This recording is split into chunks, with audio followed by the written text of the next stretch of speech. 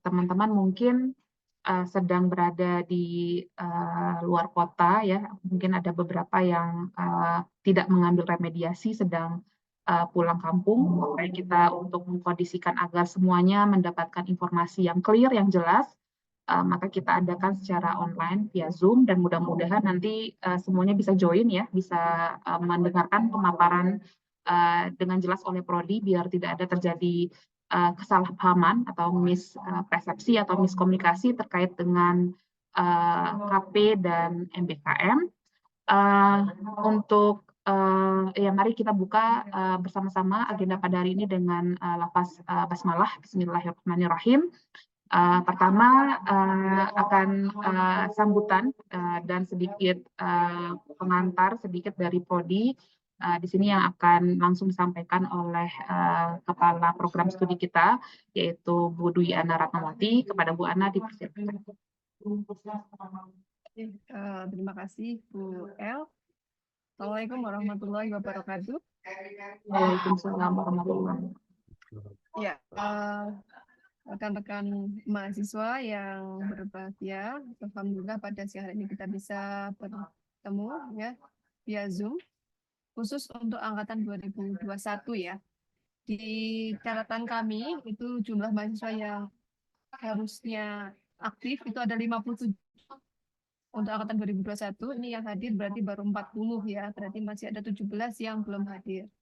Nah, monggo rekan-rekan bisa jawab temennya yang bergabung untuk segera bergabung karena ini ada informasi penting ya yang nanti akan kami sampaikan gitu. Baik, jadi rekan-rekan mahasiswa, jadi terkait dengan kerja praktek dan juga kuliah MBKM ya, Merdeka Belajar Kampus Merdeka. Di sini secara panduan sebenarnya sudah ada di informasinya di panduan akademik ataupun di website Elektro ya. Rekan-rekan bisa memantau update-nya di sana. Hanya ini kita fasilitasi gitu ya untuk bisa kita sosialisasikan secara sinkron gitu pada teman-teman supaya teman-teman memiliki perhatian yang cermat gitu ya terhadap prosedur ataupun nanti tata lola terkait dengan kerja praktek dan juga MBKM ini. Jadi kerja praktek adalah mata kuliah wajib yang harus Anda ambil gitu ya sesuai dengan kurikulum yang ada di Teknik Elektro yaitu kurikulum 2022. Ini memang ada di posisinya semester 6 ya, yang insya Allah rekan-rekan di sebentar lagi akan key-in gitu ya di semester 6 ini. Nah, dengan mengetahui dan memahami prosedur KP ini, diharapkan nanti teman-teman bisa menyelesaikan gitu ya mata kuliah ini dengan baik-baik. Itu merencanakannya, ya, kemudian melaksanakannya mulai dari prosedur administrasinya sampai nanti dengan selesai. Selain itu juga diharapkan teman-teman memahami sebenarnya tujuan KP ini untuk apa sih? Capaian pembelajaran yang harus dicapai melalui kerja praktek ini untuk apa? Jadi kerja praktek ini adalah sebuah kesempatan emas gitu ya, yang sangat baik ya. Kerja praktek maupun MBKM sebenarnya ya. Nanti akan dijelaskan apa bedanya MBKM dengan kerja praktek. Kesempatan yang sangat baik untuk mengeksplor gitu ya pengetahuan di luar kampus begitu. Khususnya nanti di dunia industri gitu ya, di dunia industri. Nah, pengalaman ini akan sangat berharga untuk karir rekan-rekan mahasiswa ke depan gitu ya. Nah, dipilihnya posisi di semester 6 ini harapannya mahasiswa sudah punya bekal yang cukup gitu ya untuk bisa memahami gitu ya problem real yang ada di industri, yang ada di masyarakat gitu ya. Sehingga nanti bisa menerapkan gitu ya apa yang sudah dipelajari di kampus gitu ya. Kemudian melihat problem real di masyarakat, di industri untuk bisa mengkontribusikan solusi gitu ya, mengusulkan solusi yang memang harapannya itu akan melatih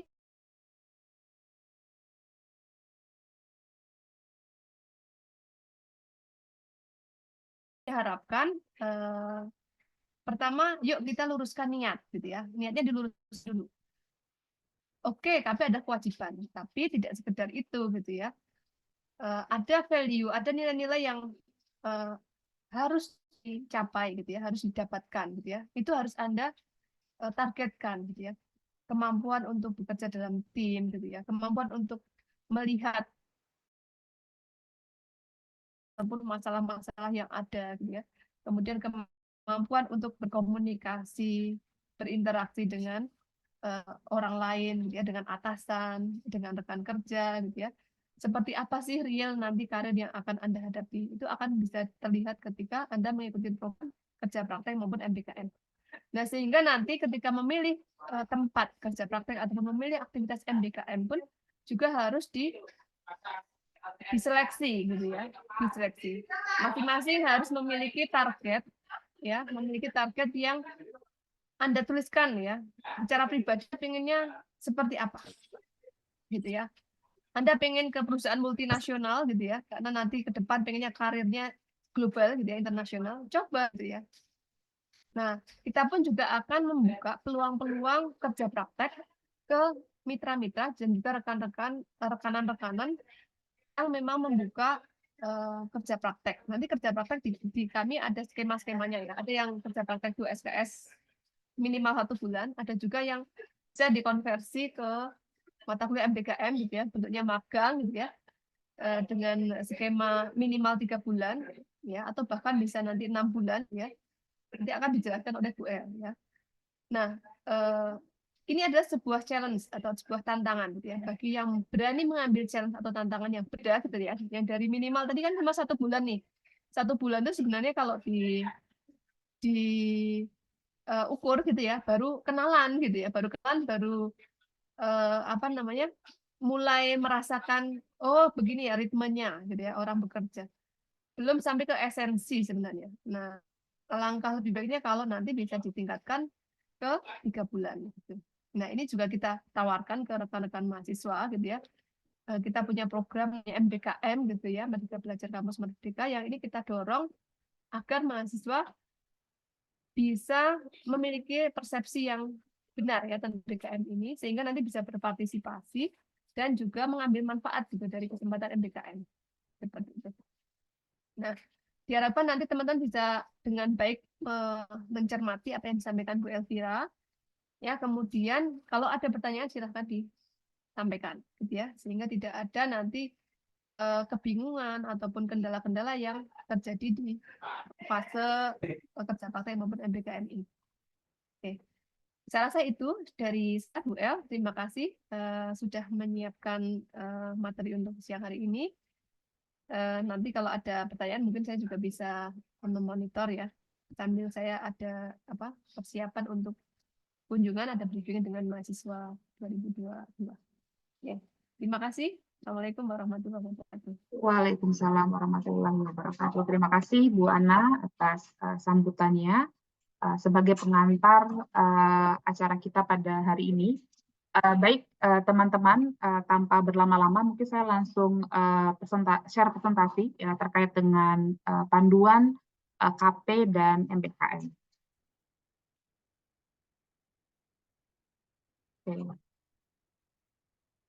Oke.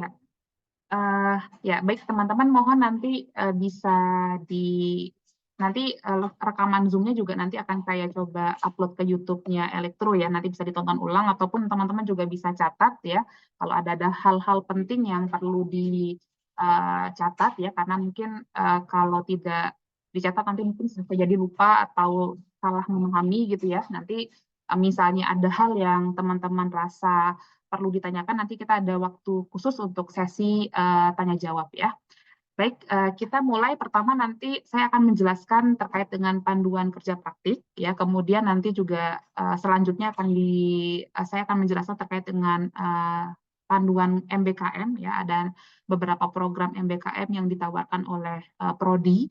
Nanti mungkin teman-teman mumpung belum kayak ini ya, bisa merencanakan studinya untuk semester ini ya, plan-nya apa, mau ambil berapa SKS, kemudian ingin ikut program MBKM atau tidak, atau ingin merencanakan kerja praktik di semester ini atau tidak. Ini bisa mulai direncanakan mulai dari sekarang, karena nanti kita akan kayak Inras itu kalau untuk teknik elektro di tanggal 15 sampai 16 Februari, dan itu tinggal 1 minggu lagi ya. Jadi teman-teman perlu merencanakan studinya dengan baik, terutama karena teman-teman angkatan 2021 ini sudah di semester 6 ya, sudah di semester atas ya, perlu merencanakan terkait dengan studinya biar harapannya nanti teman-teman bisa lulus tepat waktu. Baik, kita mulai untuk panduan kerja praktik. Ini identitas mata kuliah sebagai informasi umum ya. Nama mata kuliahnya nanti kerja praktik ya. Kodenya di kurikulum 2022 itu adalah STE 654 ya. Kemudian kelompok mata kuliahnya ini adalah program studi. Kemudian diambil di semester ke-6. Tapi perlu di teman-teman catat ya, ini ditawarkan di semester ke-6. Tapi kalau memang teman-teman tidak merencanakan untuk melaksanakan kerja praktik di semester 6, itu boleh nanti diambil di semester 7 ataupun di semester 8 ya. Tetapi nanti mungkin ada constraint-constraint tertentu yang perlu teman-teman pertimbangkan. Seperti kalau di semester 7 dan semester 8 itu ada capstone design, tetapi memang secara waktu lebih leluasa dibandingkan dengan semester 6. Mungkin ada beberapa dari teman-teman yang di semester 6 ini masih membutuhkan SKS yang lebih untuk mengulang. Misalnya ada mata kuliah wajib yang belum selesaikan dan lebih urgent misalnya. Nanti mungkin teman-teman bisa merencanakan KP di semester berikutnya. Tetapi bagi teman-teman yang memang sudah berencana untuk KP di semester 6, monggo silakan direncanakan ya seperti itu. Tetapi ini tidak sosialisasi ini mungkin dari Prodi menekankan terlebih dahulu bahwa ini bukan wajib diambil di semester ini ya. Teman-teman bisa merencanakan ya, boleh di semester 6 atau boleh teman-teman rencanakan di semester 7 ya. Nanti silakan teman-teman berkonsultasi dengan DPA ya, dosen pembimbing akademik, terkait dengan mana mata kuliah yang perlu didahulukan ya, atau yang urgent untuk didahulukan, atau mana mata kuliah yang disarankan untuk diambil di semester berikutnya gitu ya. Silakan dikonsultasikan seperti itu. Dan untuk KP itu bobot SKS-nya 2 SKS dan durasinya kurang lebih 1 bulan ya untuk KP 2 SKS. Kemudian sifat pengambilannya itu wajib. Nah, ini yang perlu teman-teman perhatikan adalah prasyarat ya untuk KP. Prasyaratnya adalah teman-teman minimal SKS yang telah ditempuh adalah 90 SKS ya. Nanti teman-teman bisa cek di KHS teman-teman ya, berapa total kumulatif dari SKS yang telah teman-teman tempuh ya. Kalau misal sudah lebih dari 90, berarti teman-teman sudah bisa mengambil KP ya. Kemudian yang kedua adalah teman-teman harus pastikan bahwa teman-teman sudah lulus S3D ya. Kemudian yang berikutnya adalah IPK-nya di atas 2 ya. Jadi untuk IPK yang masih di bawah 2, Prodi menyarankan teman-teman untuk fokus dulu untuk mengulang atau menyelesaikan mata kuliah yang belum selesai atau belum lulus seperti itu ya. Jadi kalau yang IPK 22 belum diperbolehkan untuk mengambil kerja praktik. Tetapi kalau teman-teman yang sudah secara prasyarat sudah cukup, silakan untuk direncanakan ya kapan ingin melaksanakan KP seperti itu. Baik, untuk CPL dan CPMK KP itu CPL KP itu didukung oleh 4 CPL yaitu CPL 7, CPL 8 dan CPL 9. CPL 7, CPL 8, CPL 9 dan CPL 10 ya. Di mana CPL 7 itu merupakan CPL yang mengukur terkait dengan kemampuan komunikasi baik secara lisan maupun tulisan. Kemudian CPL 8 itu adalah kemampuan untuk merencanakan, menyelesaikan, dan mengevaluasi tugas dalam batasan yang ditentukan. CPL 9 itu terkait dengan kerja tim ya atau teamwork. Ya, kemudian CPL 10 itu terkait dengan etika profesional seperti itu ya. Kemudian dari CPL itu diturunkan menjadi capaian pembelajaran mata kuliah. Itu di KP ini sendiri ada 4 CPMK, yaitu CPMK 1, yaitu terkait dengan kemampuan mempresentasikan hasil kerja praktek dan menuliskan laporannya. Kemudian CPMK 2, yaitu mahasiswa mampu merencanakan, menyelesaikan, dan mengevaluasi tugas lapangan yang diberikan. CPMK 3 itu mahasiswa mampu bekerja sama dalam melakukan kerja praktek di industri. CPMK 4 yaitu mahasiswa mampu mempertanggungjawabkan tugas-tugas yang diberikan secara profesional mengikuti kaidah-kaidah atau etika keteknikan ya. Nah, yang perlu teman-teman ketahui bahwa CPMK 1 itu akan dinilai oleh dosen pembimbing ya, berarti dosen yang ada di kampus ya, dosen yang di-assign dari prodi untuk membimbing teman-teman KP, kerja praktik ya, yaitu yang dinilai berdasarkan laporan hasil KP ya pada saat seminar KP dan presentasi KP ya, dan itu di seminar KP ya. Kemudian CPMK 2, CPMK 3 dan CPMK 4 itu akan dinilai oleh supervisor yang ada di lapangan ya. Jadi hanya ada satu CPMK yang dinilai oleh dosen pembimbing dan ketiga CPMK lainnya itu dinilai oleh supervisor ya. Oke. Selanjutnya, nah untuk bobot penilaian masing-masing dari CPMK itu kita sudah breakdown ke dalam rubrik penilaian. Jadi di teknik elektro itu sudah ada rubrik penilaian terkait dengan kerja praktik ya. Nah, untuk CPMK 1 itu bobot penilaian 50%. Jadi kalau kita bisa gambarkan itu dosen pembimbing akan memberikan penilaian 50% yang bersumber dari CPMK 1 dan supervisor di lapangan akan memberikan penilaian 50% juga, tetapi berasal dari 3 CPMK yang berbeda, yaitu CPMK 1, CPMK 2, CPMK 3, dan CPMK 4, seperti itu. Nah, untuk CPMK 1 sendiri yang akan dinilai oleh dosen yaitu terkait dengan laporan dan presentasi ya. Laporan apa? Laporan KP ya. Setelah teman-teman selesai menyelesaikan KP, teman-teman itu wajib membuat laporan KP ya, di mana template laporan KP teman-teman bisa unduh di website ya, itu ada template-nya. Oke. Nah, apa saja kategori penilaiannya? Kategori penilaiannya itu terkait dengan penulisan ya, mulai dari bagaimana teman-teman membuat struktur penulisan bahasa ya, formatnya mengikuti atau tidak ya. Kemudian bagaimana teman-teman menuliskan pendahuluan pada laporan ya. Kemudian sistemnya di bagian laporan KP itu ada beberapa bab ya teman-teman. Di antaranya satu adalah bab pendahuluan, yang kedua adalah bab sistem ya. Kemudian bab ketiga adalah analisis sistem dan yang bab keempat adalah kesimpulan. Ya, nanti masing-masing bab itu akan dinilai ya bagaimana cara teman-teman menuliskannya ya.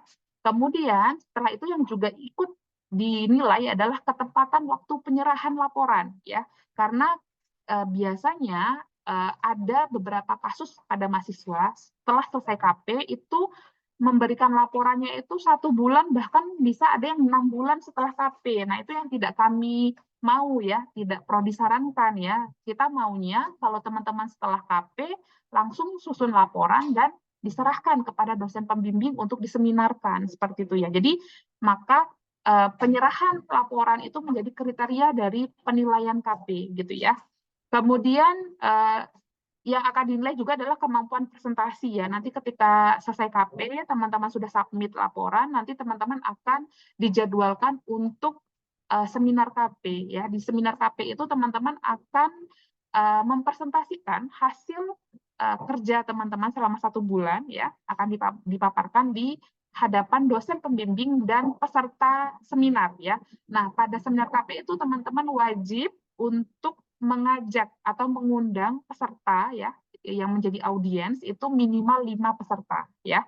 Sebanyak-banyaknya lebih baik gitu ya. Kalau mau diundang satu kelas boleh ya, atau mau diundang adik-adik tingkatnya juga boleh ya. Teman-teman nama di sini sharing ya, sharing terkait dengan pengalaman teman-teman selama menjalani KP seperti itu ya. Itu totalnya adalah 100% dan bobotnya adalah 50% untuk total keseluruhan nilai. Oke. Nah, berikutnya PMK 2 dan 3 dan 4 nantinya akan dinilai oleh supervisor. Nah, penilaian ini itu kalau dari teknik elektro sistematikanya adalah kita akan berikan link form penilaian oleh supervisor. Jadi nanti sebelum teman-teman berangkat KP, kita akan bekali teman-teman dengan link form penilaian supervisor yang nanti diisi oleh supervisornya langsung ya, bukan oleh teman-teman ya. Jadi kemarin itu ada beberapa kasus yang ngisi itu mahasiswa KP-nya. Dari mana kami bisa tahu itu yang ngisi mahasiswa KP-nya? Yaitu dari email ya. Jadi email yang tercatat, terrecord di situ adalah email mahasiswa, bukan email supervisor atau email perusahaan. Jadi itu kita anggap tidak sah gitu ya. Jadi kalau teman-teman ingin mendapatkan penilaian dari supervisor, silakan berikan linknya saja kepada supervisornya dan minta supervisornya mengisi sendiri menggunakan email perusahaan seperti itu ya, agar kita bisa cek kevalidannya ya, valid atau tidak hasil penilaiannya seperti itu. Oke. Nah, untuk CPMK 2 yaitu terkait dengan observasi, perancangan dan penyelesaian tugas ya. Nanti ini akan ikut dalam penilaian CPMK 2 ya, yaitu terkait dengan bagaimana teman-teman di awal ya dapat melakukan observasi ya gitu ya, dapat beradaptasi dengan baik di dalam perusahaan ya. Kemudian teman-teman bisa menyusun rencana kerja ya, kemudian bisa berkoordinasi dengan tim ya, seperti itu ya. Kemudian juga tentunya ketika teman-teman awal KP pasti teman-teman sudah diberikan job ya atau desain sebuah tugas ya yang akan dikerjakan selama 1 bulan ke depan, maka bagaimana teman-teman bisa membreakdown job tadi menjadi langkah-langkah atau tahapan-tahapan penyelesaian tugas seperti itu ya. Itu yang akan dinilai oleh supervisor dan itu bobotnya 20%. Oke. Kemudian CPMK 3 itu terkait dengan kerjasama ya. Bagaimana cara komunikasi, seberapa besar teman-teman memberikan kontribusi ya, bagaimana disiplin yang teman-teman etika atau attitude kedisiplinan yang teman-teman lakukan selama 1 bulan kerja praktik seperti itu ya. Jadi komunikasi ya, bagaimana teman-teman bisa menyampaikan gagasan, mau memberikan masukan gitu ya, atau yang lainnya ya. Kemudian kontribusi bisa membantu menyelesaikan masalah, menyelesaikan tugas gitu ya. Kemudian keinginan yang kuat untuk belajar, nah itu termasuk ke dalam penilaian. Kemudian disiplin ya, tepat waktu ya, kemudian menyelesaikan pekerjaan sesuai dengan due date yang sudah ditentukan gitu ya, dan seterusnya gitu ya. Nah, itu bobotnya adalah 10% ya. Kemudian MK4 yaitu terkait dengan etika ya. Di situ ada bagaimana apakah teman-teman mematuhi K3 ya, keselamatan kerja dan lingkungan ya, kemudian teman-teman profesional atau tidak seperti itu ya. Jujur ya, memiliki integritas ya, kemudian taat terhadap peraturan ya, kemudian memiliki tanggung jawab dan ketaatan terhadap hukum ya, seperti itu. Nah, ini bobotnya adalah 20% dan totalnya adalah 50% untuk mensupport total nilai kerja praktik seperti itu. Oke. Berikutnya, nah itu terkait dengan informasi umum ya, terkait dengan KP tadi, terkait dengan informasi umum mata kuliah dan CPL, CPMK dan rubrik penilaian KP. Kemudian persiapan ya, apa yang harus teman-teman lakukan untuk mempersiapkan kerja praktik ya, untuk mengambil mata kuliah kerja praktik ya. Pertama yang teman-teman harus lakukan adalah merencanakan ya kapan akan melaksanakan kerja praktik, yaitu perlu dipertimbangkan dulu ya. Silakan nanti kan kita ada waktu konsultasi dengan DPA ya pada tanggal 12 ya, 12 Februari 2024 hari Senin.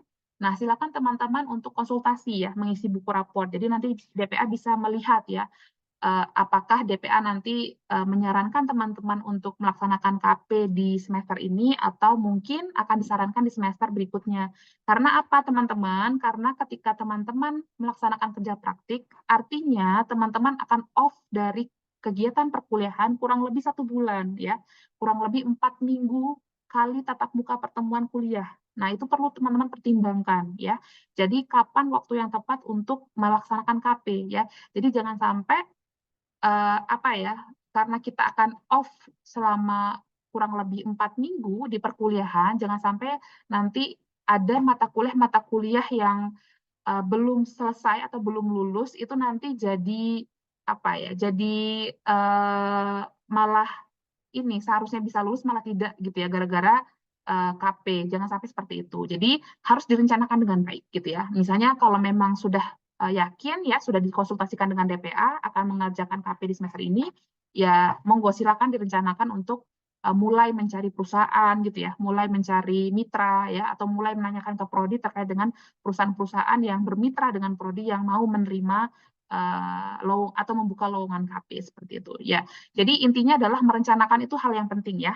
Jadi silakan teman-teman, saran dari prodi adalah konsultasikan dengan DPA ya, konsultasikan dengan DPA terkait dengan melaksanakan kerja praktik. Kenapa harus dikonsultasikan tadi ya? Karena ada constraint bahwa ketika teman-teman mengerjakan kerja praktik, berarti teman-teman harus meninggalkan kampus selama 1 bulan, ya seperti itu. Itu ada constraint itu. Jadi teman-teman harus merencanakan dengan baik.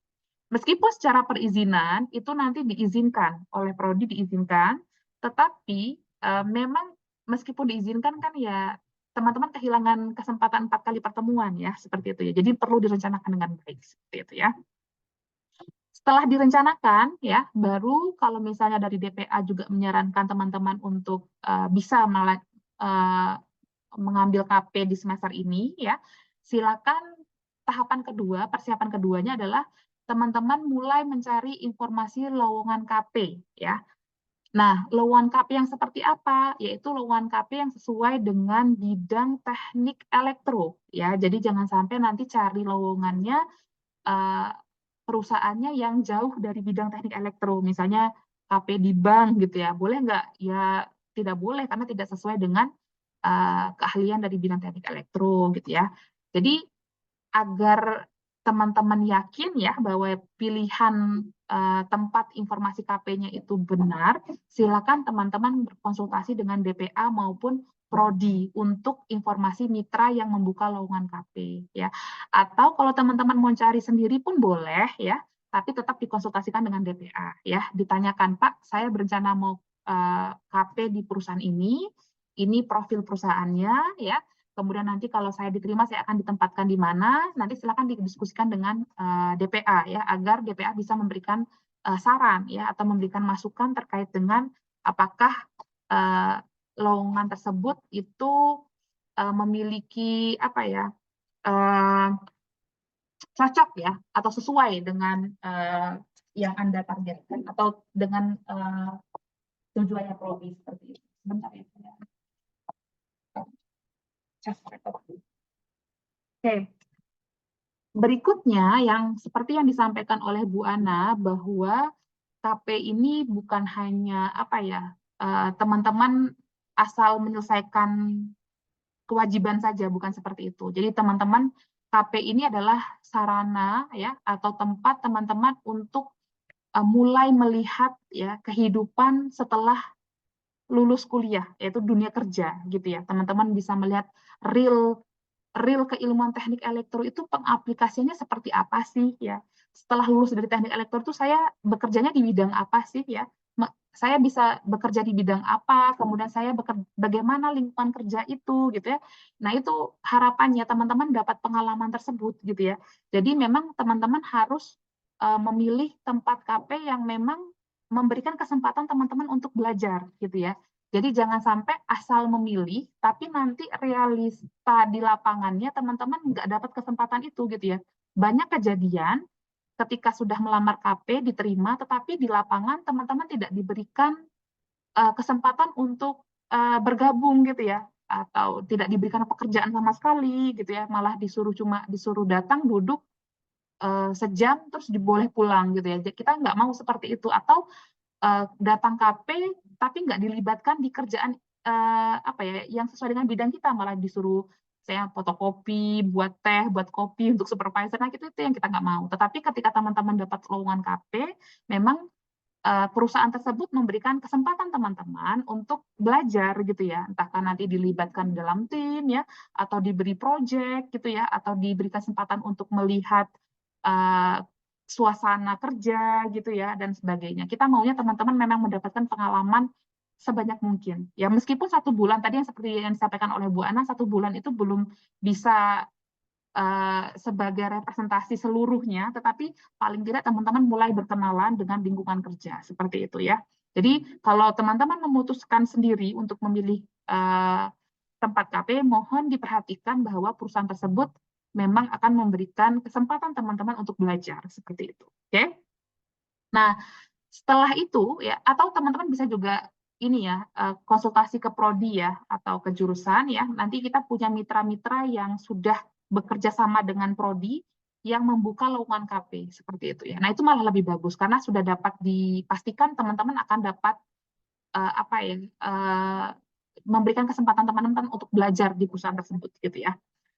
Nah, kemudian setelah kalau teman-teman sudah yakin, ya sudah merencanakan, sudah tahu mau KP di mana, ya atau paling tidak sudah tanya-tanya gitu ya, sudah observasi, silakan teman-teman key-in pada semester yang direncanakan. Misalnya kalau memang mau melaksanakan KP di bulan kayak Maret, April, Mei, Juni ya, itu silakan teman-teman key-in di semester ini, semester 6 ya. Tapi kalau mau merencanakan KP di akhir tahun, misalnya di bulan September, Oktober, November, Desember, silakan teman-teman key-in di semester 7 gitu ya. Jadi silakan key-in sesuai dengan rencana KP-nya mau kapan gitu ya. Kalau memang berencana KP di bulan maksimal sampai Juni ya, Juni-Juli ya, silakan key-in di semester 6 seperti itu ya. Kalau teman-teman berencana di akhir tahun, silakan key-in di semester 7, tidak masalah seperti itu ya. Nah, kemudian setiap mahasiswa yang key-in pada semester yang bersangkutan, misalnya teman-teman sudah key-in di semester 6, ya, berarti nanti setelah Prodi mendapatkan data mahasiswa yang key-in di semester 6, Prodi akan mengenerate akun pembayaran atau virtual akun untuk pembayaran KP, karena KP ini tidak tertagih SKS ya, KP ini 0 SKS, maksudnya tagihan pembayaran ya, tapi kalau secara SKS itu 2 SKS, tapi tagihan pembayarannya 0. Jadi teman-teman membayarkannya ke Prodi ya, membayarkan KP itu ke Prodi seperti capstone ya, capstone atau tugas akhir itu juga seperti itu. Jadi teman-teman tidak membayar SKS-nya, tetapi teman-teman membayar ke Prodi tagihan tugas akhir atau tagihan KP. Nah, nanti Prodi akan mengenerate virtual account ya bagi mahasiswa yang key-in di semester tersebut. Dan teman-teman diminta untuk ketika sudah ada virtual account, nanti teman-teman bisa langsung membayar tagihan KP ya, kemudian bukti pembayarannya disimpan karena nanti bukti pembayarannya digunakan untuk mendaftar KP di sistem ya. Karena nanti teman-teman harus mendaftarkan KP itu via sistem ya. Kalau selama ini itu kita mendaftar KP via Google Form, tapi per semester genap 2023-2024 pendaftaran KP akan kita sentralisasi di SIM KP versi 2 ya. Nanti kita akan simulasikan ya, nanti akan saya jelaskan seperti itu. Oke, ini terkait dengan persiapan ya. Berikutnya, nah ini yang saya jelaskan tadi. Jadi KP itu ada beberapa tahapan ya teman-teman ya. Tahapan yang pertama adalah teman-teman setelah teman-teman key-in ya, teman-teman akan melalui beberapa tahapan untuk KP ya. Pertama ada tahapan pendaftaran KP, kemudian ada tahapan pelaksanaan KP, ada tahapan pelaporan KP. Saya mohon izin sebentar ya, ini tidak masuk ke sini. Saya izin.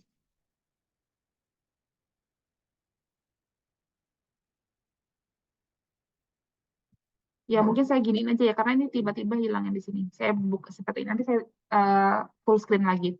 Nah, untuk pendaftaran KP, yang pertama kan tadi ya, teman-teman harus key-in, kemudian harus melakukan pembayaran KP, itu yang pertama ya. Setelah itu, yang teman-teman harus lakukan adalah teman-teman harus mendaftarkan KP pada SIM KP ya. Jadi kita berpusat, semua kegiatan aktivitas KP itu berpusat pada SIM KP ya. SIM KP itu kita pakai SIM KP versi 2. Teman-teman bisa buka di portal fit.ac.id ya. Nanti teman-teman silakan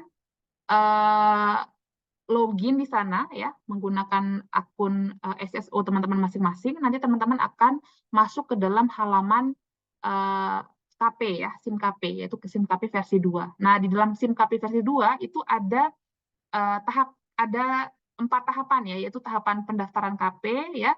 Kemudian tahapan kedua itu adalah unggah surat balasan, tahapan ketiga itu adalah unggah berkas selesai, baru nanti tahapan keempat adalah selesai. Seperti itu ya.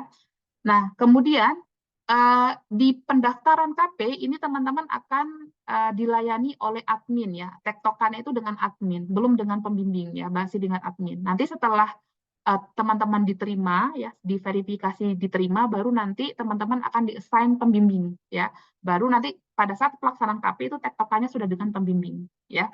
Nah, tahapan kedua itu pelaksanaan KP. Nah, pelaksanaan KP itu adalah yang teman-teman harus persiapkan adalah bahwa dalam melaksanakan KP itu teman-teman juga wajib melakukan konsultasi dengan dosen pembimbing dan supervisor KP gitu ya. Karena nanti setiap konsultasi yang teman-teman lakukan itu akan didokumentasikan dalam bentuk lembar konsultasi ya. Jadi setiap teman-teman lakukan konsultasi silakan dicatat ya apa yang dikonsultasikan ya, apa saran yang diberikan dan tanda tangan pembimbing dosen pembimbing atau supervisor KP ya, seperti itu. Jadi teman-teman harus menyediakan ini ya, form konsultasi pembimbing ya, baik dosen maupun supervisor. Nanti ada template-nya ya, silakan nanti bisa diunduh di SIM KP.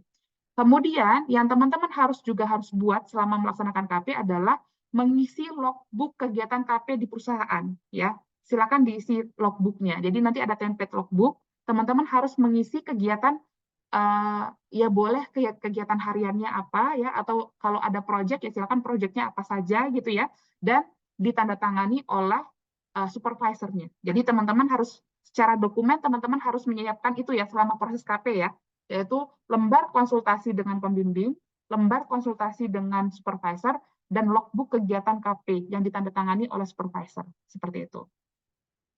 Berikutnya adalah ketika sudah selesai KP, ya setelah selesai KP, berarti nanti teman-teman wajib untuk meminta penilaian pembimbingan lapangan atau supervisor ya melalui form yang disediakan oleh Prodi. Ya ini linknya. Nanti juga teman-teman bisa nanti akan kita share di website ya, biar teman-teman bisa copy linknya dan menyerahkannya kepada supervisor untuk meminta penilaian. Oke. Nah, berikutnya adalah ketika selesai KP, teman-teman juga harus meminta surat keterangan atau sertifikat selesai KP. Jadi harus ada bukti tertulis secara formal dari perusahaan bahwa menyatakan teman-teman selesai KP, gitu ya.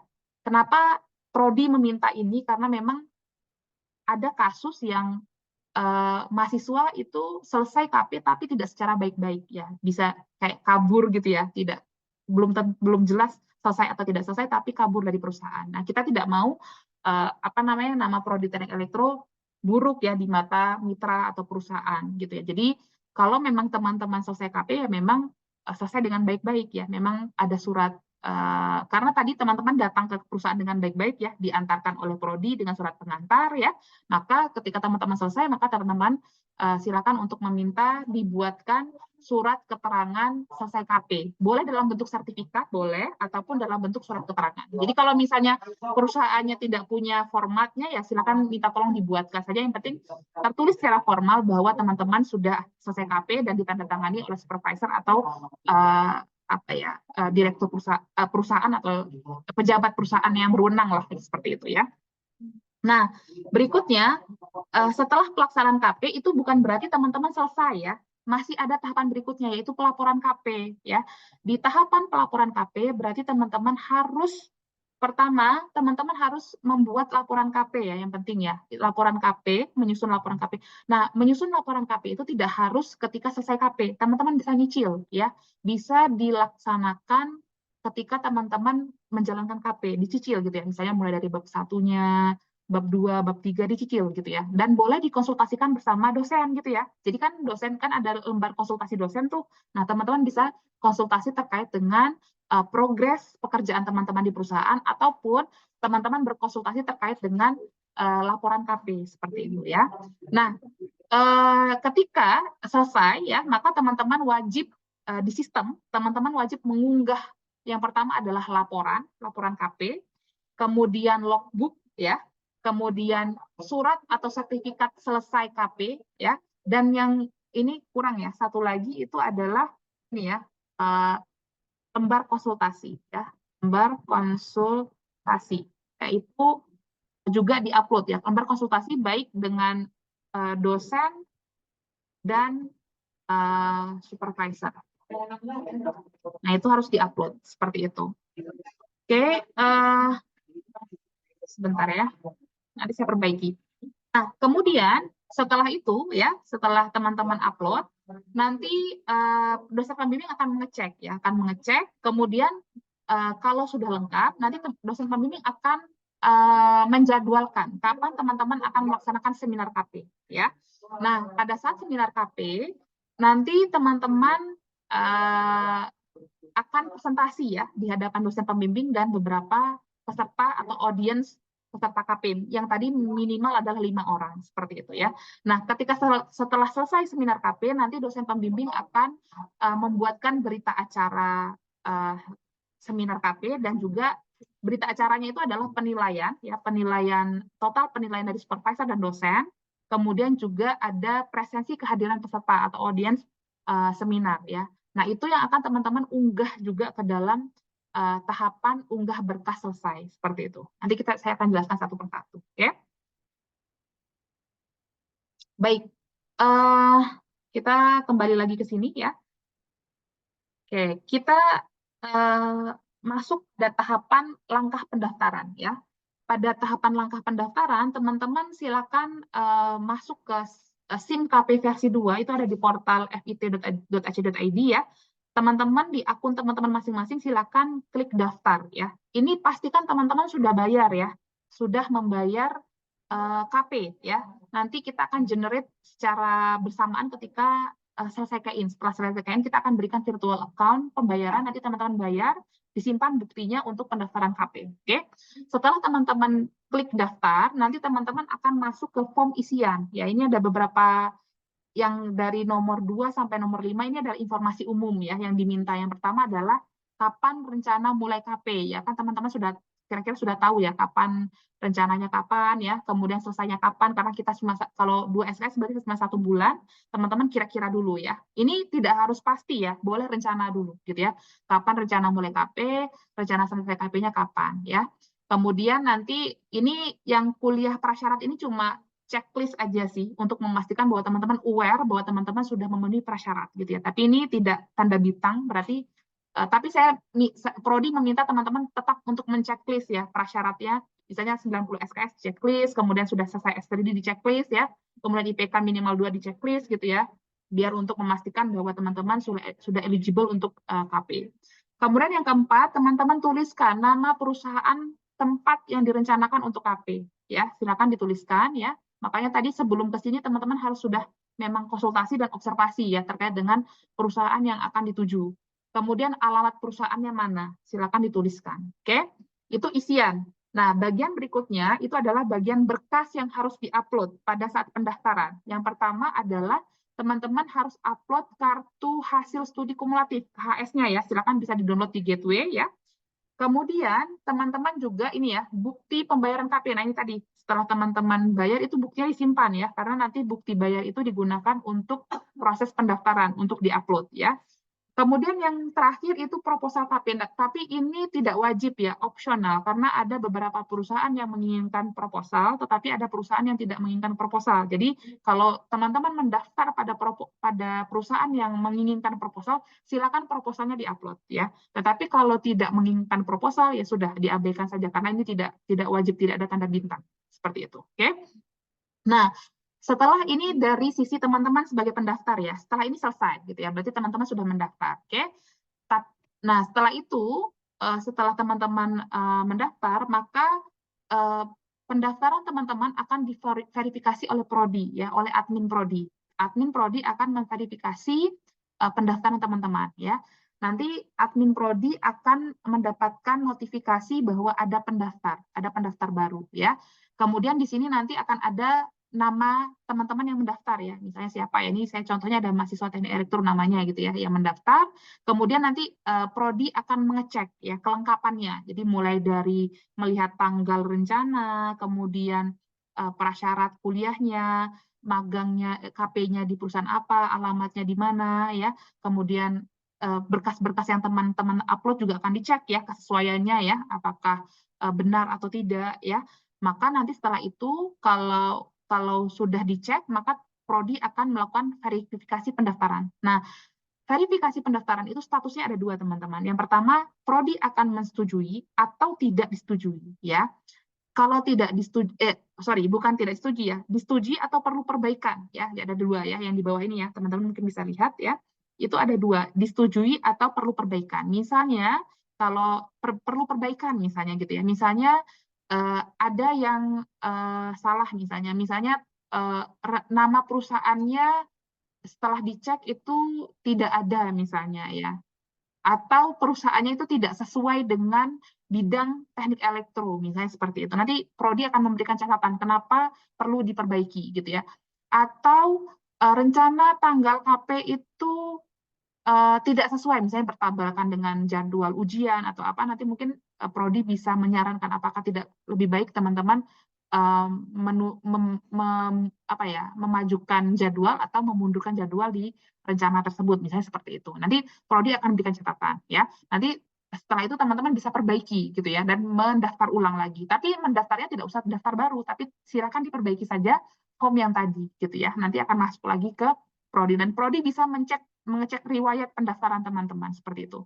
Tapi kalau ini sudah oke semua, maka Prodi akan mengkonfirmasi disetujui seperti itu ya untuk dapat diteruskan. Nah, kalau Prodi sudah setuju ya, sudah diverifikasi setuju, maka teman-teman akan mendapat notifikasi bahwa sudah diverifikasi ya. Jadi ini pendaftaran sudah diverifikasi yang warna oranye ini ya, bahwa ini tandanya Prodi sudah memverifikasi dan menyetujui pendaftaran teman-teman ya.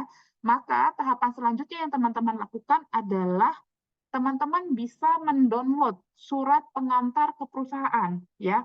Jadi teman-teman menggunakan surat ini untuk mendaftar lowongan KP di perusahaan ya. Jadi mendaftar KP teman-teman harus menggunakan surat pengantar dari Prodi, bukan surat yang dibuat sendiri oleh teman-teman ya. Jadi gunakan surat ini. Jadi teman-teman bisa download surat pengantar perusahaan yang di-generate secara otomatis oleh sistem ya. Silakan teman-teman download dan kirimkan ke perusahaan ya. Itu sudah template-nya resmi ya, tanda tangan dekan gitu ya. Jadi silakan teman-teman kirimkan ke perusahaan. Oke. Nah, setelah teman-teman kirimkan ke perusahaan, mungkin teman-teman perlu waktu menunggu untuk mendapatkan balasan dari perusahaan. Nggak apa-apa ya, nanti mungkin butuh waktu seminggu atau 2 minggu untuk dibalas. Nah, setelah teman-teman mendapatkan balasan dari perusahaan, silahkan teman-teman masukkan surat balasan dari perusahaan di sistem tadi ya, di SIM tadi ya, di bawah ini ya, di nomor 2 ini ya. Silakan upload di sini ya. Dan teman-teman centang ini ya, atau dicentang apakah surat balasan dari perusahaan itu diterima atau ditolak. Statusnya apa? Karena kemungkinan bisa jadi teman-teman diterima atau bisa jadi ditolak dari perusahaan ya. Silakan dicentang apakah teman-teman diterima atau ditolak oleh perusahaan. Nah, kalau diterima, baik diterima maupun ditolak, silakan diupload surat balasannya ya. Apapun statusnya silakan diupload biar nanti Prodi tahu status teman-teman seperti apa. Seperti itu ya. Misalnya sudah diterima, silakan dicentang diterima, kemudian upload surat balasan diterimanya dan disimpan seperti itu ya. Nah, setelah itu ya Prodi akan memverifikasi lagi ya, memverifikasi surat balasan. Nanti akan dapat Prodi akan dapat notifikasi yang di nomor 1 ini ya. Prodi akan dapat notifikasi surat balasan. Nah, setelah dibuka nanti Prodi akan melihat listnya ya, bahwa teman-teman ya, misalnya tadi nih ya, saya si Arif ya diterima di BP, ini contoh aja ya teman-teman, contoh misalnya di BPPDDIY gitu ya, contoh saja ya. Oh, diterima. Nanti Prodi akan memverifikasi dari surat balasan tersebut, oh ternyata tanggal KP-nya itu mulai dari 1 Maret 2024 gitu ya. Kemudian ada surat akan dicek ya surat penerimaannya dari perusahaannya seperti apa, diverifikasi benar atau tidak ya. Kemudian Prodi akan baru meng-assign ya. Setelah itu Prodi akan meng-assign pembimbing. Contohnya di sini saya meng-assign, misalnya Prodi meng-assign saya gitu ya, Elvira Sukmawahyuni untuk membimbing teman-teman gitu ya. Nah, Prodi akan meng-assign ya. Kemudian setelah itu selesai gitu ya. Berarti nanti teman-teman akan otomatis dapat dosen pembimbing seperti itu ya dari Prodi setelah diverifikasi. Oke. Selanjutnya, nah karena Prodi sudah meng-assign pembimbing, maka nanti karena setiap pembimbing juga dosen akan punya satu akun juga SIM KP, maka misalnya saya akan dapat notifikasi bahwa saya di-assign satu orang bimbingan seperti itu ya. Saya punya daftar ini dan saya bisa mengecek ke sini gitu ya. Nah, ini dari versi saya ya. Di versi mahasiswa juga akan ada bentuknya seperti ini ya. Jadi teman-teman juga sudah ada status di sini ya, yang warna hijau ini adalah surat balasan sudah diverifikasi oleh Prodi ya. Jadi teman-teman bisa melihat apa saja yang harus teman-teman lengkapi. Nah, di bagian pertama ya, di bagian yang di sini ya, yang warnanya biru ini, teman-teman bisa download template ya. Pertama yang perlu teman-teman download itu adalah template lembar konsultasi, yaitu adalah lembar konsultasi untuk dosen pembimbing dan lembar konsultasi untuk supervisor seperti itu ya. Jadi teman-teman bisa download lembar konsultasi gitu ya.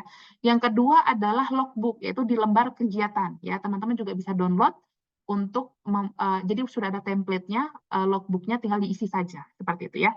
Nah, yang perlu teman-teman abaikan itu adalah template penilaian pembimbing ini tolong diabaikan karena kita nggak pakai template ini, kita pakai Google Form yang saya sudah jelaskan di awal ya.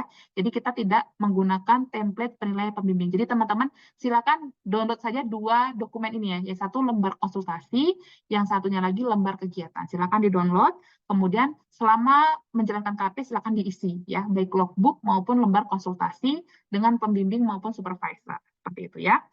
Nah, ketika teman-teman sudah selesai KP, teman-teman bisa nyicil ya, bisa nyicil untuk mengunggah beberapa dokumen yang dibutuhkan untuk selesai KP ya. Dan unggahannya ini tuh bisa diupload beberapa kali ya teman-teman, tidak hanya satu kali. Jadi nanti akan ada history gitu ya, teman-teman upload dokumen 1, dokumen 2, dokumen 3, kayak laporan ya. Misalnya kalau laporannya teman-teman nyicil gitu ya, upload dulu yang dokumen bab 1, nggak apa-apa upload dulu. Nanti mau upload bab 1 dan bab 2 nanti upload aja baru. Nanti akan ada historinya gitu ya. Jadi laporannya itu bisa di-upload bertahap maupun dokumen ini juga bisa di-upload bertahap seperti itu ya. Nah, yang perlu karena ini SIM KP ini kan untuk seluruh prodi yang ada di FTI, tapi karena di elektro ada sedikit perbedaan dengan prodi lain. Nah, yang perlu teman-teman perhatikan di sini adalah ketika mengupload berkas kelengkapan, yang pertama ya, untuk lembar konsultasi ya, ini silakan teman-teman upload tadi ya, catatan konsultasi dengan dosen pembimbing tadi ya, yang ini ya, lembar konsultasi ini ya, seperti itu. Nah, kalau untuk logbook, berarti yang teman-teman upload adalah lembar kegiatan ini tadi ya, logbook kegiatan teman-teman yang ditandangani supervisor yang ada di lapangan. Oke. Kemudian yang lembar penilaian pembimbing perusahaan ini karena kita tidak menggunakan lembar pembimbing penilaian, teman-teman di bagian ini tolong teman-teman upload sertifikat surat pernyataan selesai KP, sertifikat atau surat pernyataan selesai KP ya, di bagian nomor 3 ya. Di bagian nomor 3 ini tolong teman-teman upload sertifikat surat pernyataan selesai KP ya, karena kita penilaian pembimbing supervisor via Google Form ya. Jadi kita bukan menggunakan form yang ada di SIM gitu ya.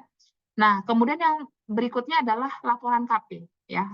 Tolong teman-teman upload laporan KP ya. Nah, itu ketika teman-teman sudah selesai KP ya.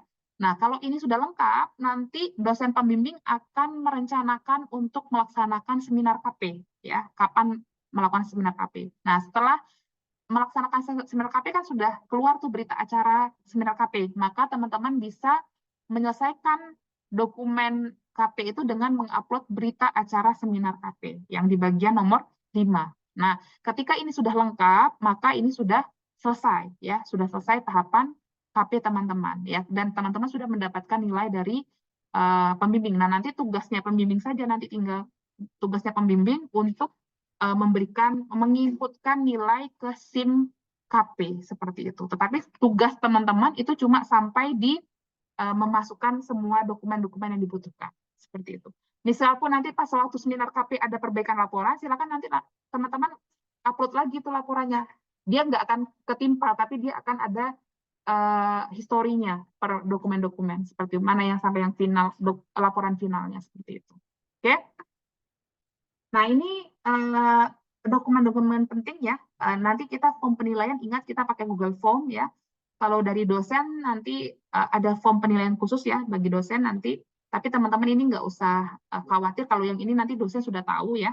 Paling yang perlu teman-teman catat itu yang form penilaian supervisor ini saja. Nanti saya akan share ke website ya, nanti biar teman-teman bisa copy. Nanti ketika selesai KP bisa diberikan kepada supervisor.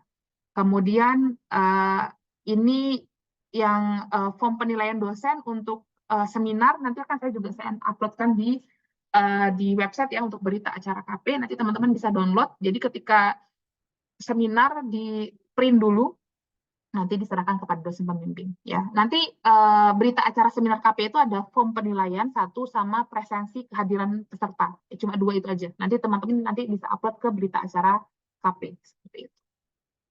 Oke. Nah, itu terkait dengan panduan KP ya. Nah, nanti pertanyaan-pertanyaan bisa dicatat dulu ya. Nanti saya mau penjelasan terkait dengan MBKM dulu, nanti baru setelah itu kita baru diskusi seperti itu ya.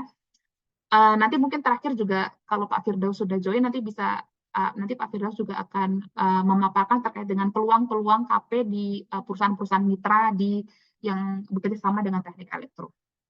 Oke, berikutnya saya akan masuk ke panduan MBKM. Ini beberapa program yang ditawarkan oleh teknik elektro jika teman-teman tertarik ya untuk panduan untuk melaksanakan MBKM pada semester ini.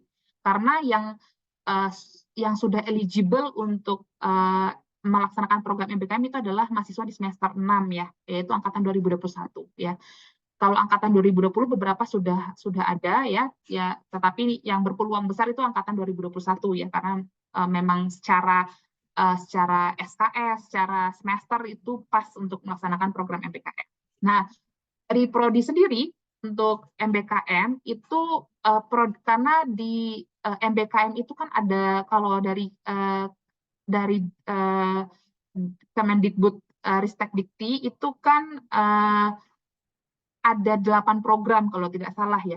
MBKM itu ada 8 program. Tetapi karena di Elektro IT kita sudah pakai kurikulum OBI dan kita sudah terakreditasi oleh IABI, maka di Elektro tidak semua program bisa kita adopsi ya, atau tidak semua program kita buka untuk program MBKM, tapi kita cuma buka beberapa program saja yang mungkin bisa teman-teman ikuti. Yang pertama adalah program magang di industri ya. Nah, program magang di industri ini ada hubungannya dengan KP ya, karena nanti kalau teman-teman ikut program magang industri pakai skema MBKM, itu nanti ada 2 skema yang ditawarkan. Yang pertama adalah skema 3 bulan, yang kedua adalah skema 1 semester ya. Nah, kalau teman-teman ikut yang skema 3 bulan, itu bisa salah satunya diakui sebagai KP ya, karena KP kita kan cuma 2 SKS dan 1 bulan ya. Jadi teman-teman bisa klaim ke mata kuliah KP ya. Kalau yang skema 3 bulan itu bisa diklaim ke mata kuliah KP, mata kuliah pilihan, atau mata kuliah manajemen proyek yang total maksimalnya 10 SKS ya. Jadi total saya kalau teman-teman klaim KP mata kuliah pilihan 1, manajemen proyek itu kalau nggak salah 2 SKS ya. KP 2 SKS, manajemen proyek 2 SKS berarti udah 4 SKS dan bisa ditambah dengan 2 mata kuliah pilihan ya. Berarti totalnya 10 SKS maksimal ya. Tapi itu nanti perlu direview oleh prodi gitu ya. Apakah sesuai atau enggak dengan bobot kerja teman-teman selama magang 3 bulan tersebut. Atau teman-teman bisa ikut skema yang 1 semester berarti 6 bulan ya. Itu nanti teman-teman bisa dikonversi ke KP, mata kuliah pilihan dan manajemen proyek dengan maksimal SKS-nya itu 20 SKS ya. Berarti nanti bisa KP 2 SKS, manajemen proyek 2 SKS dan selebihnya bisa dikonversi ke mata kuliah pilihan lainnya yang bersesuaian. Oke, maksimal 20 SKS ya. Nah, kita punya beberapa mitra yang bisa teman-teman jadikan untuk program MBKM ya. Ini beberapa sudah ada ya yang pernah, tetapi beberapa juga belum ada. Contohnya adalah ada di mitra kita yaitu di perusahaan PMI ya. Ini nanti Putra Medika Caltech ya, nanti bisa berkonsultasi dengan Pak Firdaus ya. Ada juga di Halia ya, Halia Tech. Ini juga prodi juga sudah lama berkanan ya. Nanti bisa konsultasi dengan prodi. Kemudian ada juga di PT Yamaha Musical Production Indonesia dan PT Yamaha Electronic Manufacturing Indonesia. Ada 2 gitu ya. Nanti juga bisa konsultasi dengan prodi kalau tertarik ya. Nanti bisa ikut skema yang 3 bulan atau 1 semester. Dan masing-masing perusahaan ini pasti punya syarat durasi yang berbeda-beda. Misalnya kalau di Yamaha harus 1 semester gitu ya, atau 3 bulan. Nah, nanti tergantung dengan lowongan yang dibuka oleh masing-masing perusahaan. Nah, di tanda bintang akan diberikan insentif magang itu dalam tanda bintang karena prodi sedang mengajukan hibah ke DPA Direktorat Pengembangan Akademik untuk hibah PHKPS. Nanti kalau misalnya kita lolos maka kita salah satu programnya adalah memberikan insentif untuk yang ikut magang skema MBKM seperti itu. Oke. Kemudian berikutnya adalah program yang kita usulkan juga adalah yang diizinkan oleh Prodi adalah program pertukaran pelajar. Ini boleh. Dan kita punya beberapa skema program yang mungkin bisa teman-teman ikuti. Yang pertama adalah IISMA, yang mungkin teman-teman sudah banyak yang tahu ya. Jadi ini bisa teman-teman untuk exchange ke luar negeri selama 1 semester.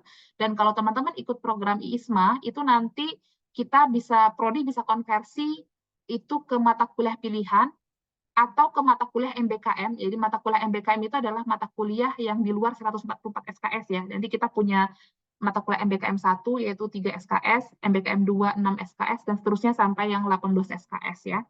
Nah, itu dan bahkan kita juga bisa mengkonversi ke mata kuliah wajib jika memang dianggap bersesuaian atau CPMK-nya bersesuaian seperti itu ya. Dengan maksimal 20 SKS. Ya, ini tergantung nanti hasil review dari prodi ya, seperti itu. Nanti teman-teman bisa mengikut search di googling ya, apa itu ISMA ya, bagaimana cara pendaftarannya, dan ini juga program yang bagus untuk memberikan pengalaman teman-teman untuk menjadi warga global ya, merasakan hidup atau menjadi beradaptasi di lingkungan baru di luar negeri gitu, seperti itu ya. Kemudian ada student exchange ya, yaitu ini sedang kalau dengan Taiwan ini sedang mau kita jajaki ya, belum final, tapi nanti insya Allah di akhir Februari kita akan ada Prodi akan ada meeting bersama dengan salah satu universitas di Taiwan.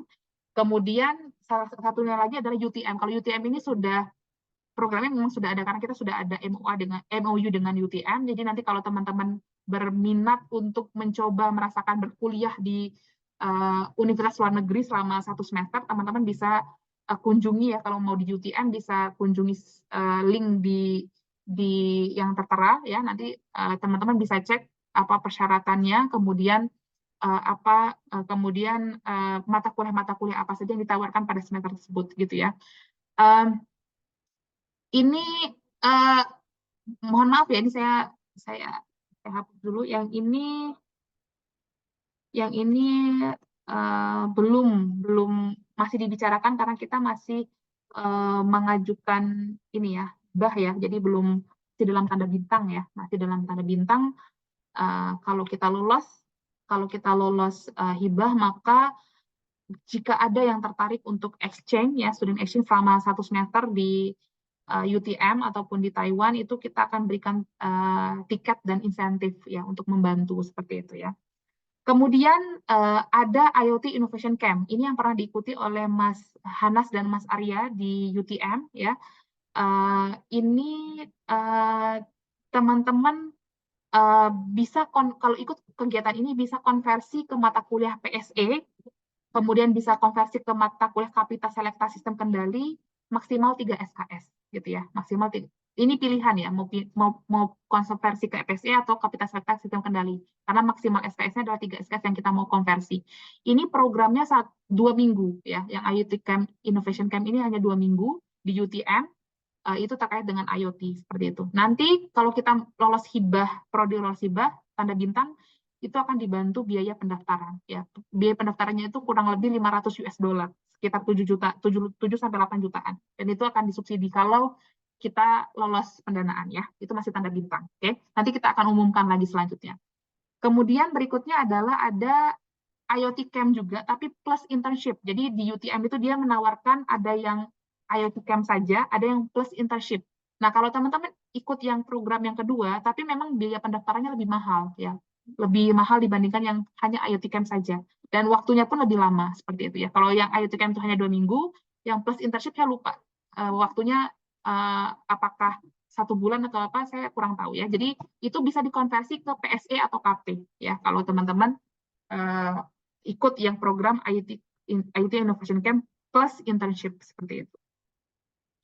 Kemudian berikutnya adalah ya teman-teman juga bisa mengikuti program studi independen bersertifikat, contohnya MSID. Ini beberapa mahasiswa angkatan 2020 2019-2018 sudah pernah mengikutinya, tetapi memang karena MSIB ini memang waktu waktu belajarnya cukup lama ya, kurang lebih 4 bulanan kalau tidak salah, dan sangat intensif sekali ya, karena ada penugasan, ada pertemuan sinkronnya dan seterusnya. Teman-teman perlu pertimbangkan juga ya, apakah memang beban SKS teman-teman itu cukup lowong kalau ikut MSIB ya, karena jangan sampai keteteran gitu ya antara tugas mata kuliah dan program MSIB contohnya. Tapi masih banyak sih program-program studi independen bersertifikat, tidak hanya MSIB. Teman-teman bisa cari di laman MBKM, program MBKM Dikti ya, Kemendikbud ya, silakan teman-teman search saja program-program apa yang ditawarkan oleh Kemendikbud seperti itu. Kemudian yang berikutnya penelitian atau research ya, ini juga menjadi riset asisten, itu kita bisa ini juga program MBKM ya. Nanti dari riset asisten ini riset asisten berarti membantu dosen untuk menjalankan penelitiannya ya, mungkin selama beberapa waktu gitu ya. Sepertinya angkatan 2021 udah ada yang ikut ya dengan skema ya, dengan Pak Firdaus dan Bu Nani dan Pak Asdi kalau nggak salah ya. Nanti itu bisa dikonversi ke mata kuliah misalnya penulisan ilmiah ya, kemudian atau mata kuliah pilihan yang sesuai dengan tema research ya, atau bisa juga ke mata kuliah MBKM dengan maksimal 3 SKS ya. Jadi boleh pilih salah satu, mau dikonversi ke penulisan ilmiah atau mau dikonversi ke mata kuliah pilihan atau dikonversi ke mata kuliah MBKM ya, yang maksimalnya adalah 3 SKS seperti itu. Ya, untuk MBKM ini teman-teman, ketika teman-teman memutuskan untuk ingin ikut program MBKM, misalnya di semester ini misalnya merencanakan MBKM, tahapan yang teman-teman harus lakukan adalah yang pertama, teman-teman harus berkonsultasi dulu dengan DPA ya. Karena teman-teman harus merencanakan berapa beban SKS yang mau teman-teman ambil di semester ini, teman-teman bagaimana dengan programnya, apakah memungkinkan untuk menjalankan perkuliahan dengan program MBKM dan seterusnya, teman-teman perlu konsultasikan gitu ya.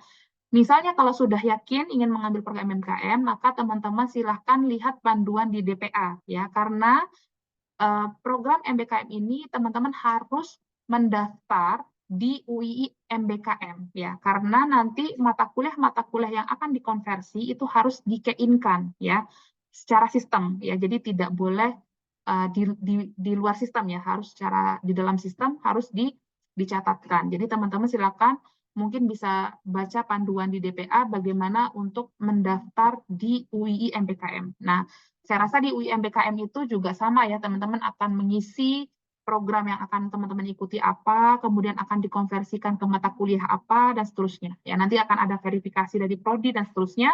Nanti teman-teman setelahnya akan dikeinkan ke mata kuliah yang akan dikonversi, dan teman-teman menjalankan MBKM, nanti teman-teman akan diberikan nilai dan masuk ke dalam sistem ya, gateway gitu ya, terdokumentasi bahwa ada nilai untuk program MBKM atau konversi mata kuliah hasil program MBKM seperti itu. Oke, nanti teman-teman bisa buka website DPA dan bisa baca panduan Merdeka Belajar Kampus Merdeka MBKM untuk mahasiswa seperti itu. Oke, mungkin itu sedikit ya terkait dengan tata cara atau panduan KP dan program MBKM yang mungkin teman-teman bisa rencanakan apakah mau diambil di semester ini atau di semester depan ya, silakan dikonsultasikan. Lagi-lagi saya menyarankan untuk dikonsultasikan dengan DPA ya. Kan kita ada agenda tanggal 12 ya, 12 Februari, silakan dikonsultasikan bersama DPA terkait dengan rencana-rencana studi Anda selama 1 semester ke depan gitu ya. Terkait dengan SKS yang mau diambil, mata kuliah yang mau diambil ya, ataupun program-program seperti program MBKM yang mau diambil, silakan dikonsultasikan. Mungkin itu ya. Agenda berikutnya monggo kalau Pak Firdaus sudah join belum ya? Pak Firdaus belum join. Oh, sudah. Ya, oke. Mungkin sebelum kita diskusi, mungkin ya silakan mungkin Pak Firdaus akan memberikan sedikit informasi terkait dengan perusahaan atau mitra kita yang membuka lowongan KP atau MBKM. Monggo Pak, silakan.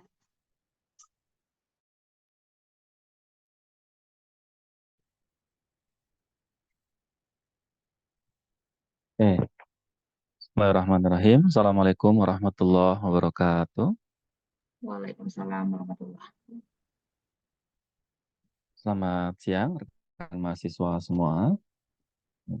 Anda dalam keadaan sehat, ya. Dan pada sesi ini saya sedikit menambahkan terkait dengan beberapa tempat perusahaan yang bisa segera kita apply untuk program magang. Jadi harapannya kalau di tempat yang ini nanti tidak hanya kerja praktek yang 1 bulan, tapi teman-teman bisa melakukan proses magang di sana kurang lebih selama 3 bulan.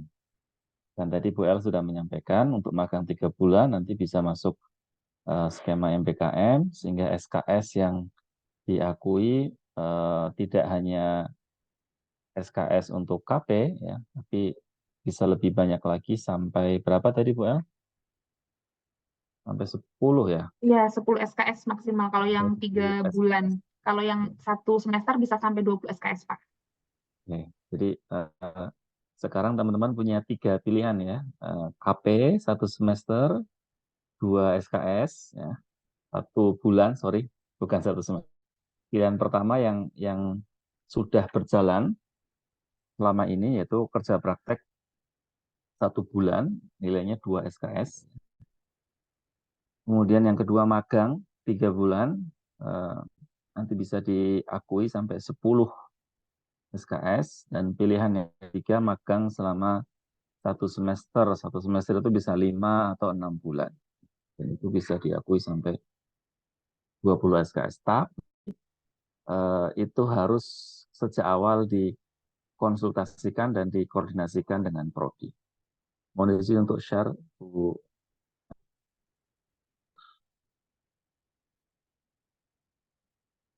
Nah, belum bisa. Bisa nggak, Pak? Belum. Oh, sebentar.